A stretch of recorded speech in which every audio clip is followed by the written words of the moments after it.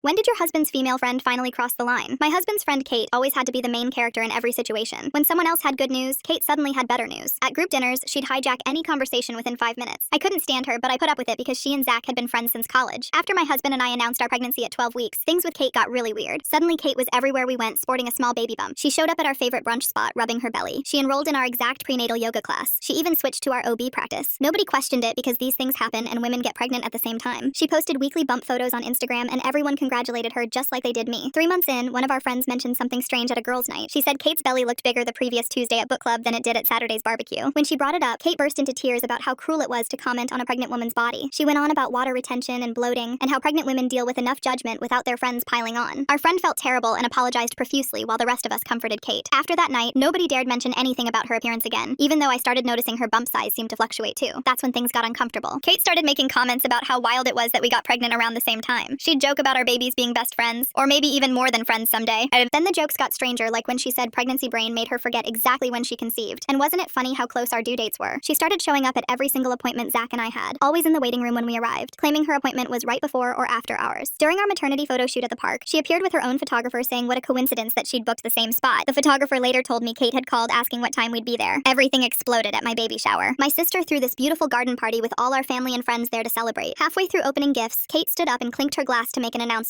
With tears streaming down her face, she placed her hand on her belly and said, "I have the most wonderful news to share with everyone. Zach and I are having a baby together." The entire party gasped and she continued with a huge smile. "I know this is unconventional, but isn't it beautiful that our babies will be siblings? They'll only be a few weeks apart and can grow up together." Zach shot up from his chair yelling, "What the hell are you talking about, Kate? It's not mine, I swear." But Kate kept going, practically glowing. "Don't be shy about it now, Zach. That magical night in March when she was visiting her parents changed both our lives forever, and I think it's time we stop hiding our love." I sat there 8 months pregnant, trying to process what was happening while my mother gripped my hand so tight it hurt. Kate kept going with her speech, gesturing wildly about how they needed to figure out custody arrangements and child support for both babies. As she reached up dramatically to wipe fake tears, her dress stretched tight across her belly and everyone could see something was off. There were visible lines and edges underneath the fabric that didn't look natural. My aunt, who was sitting closest, squinted and said, Is your stomach making a corner?" Loud enough for everyone to hear.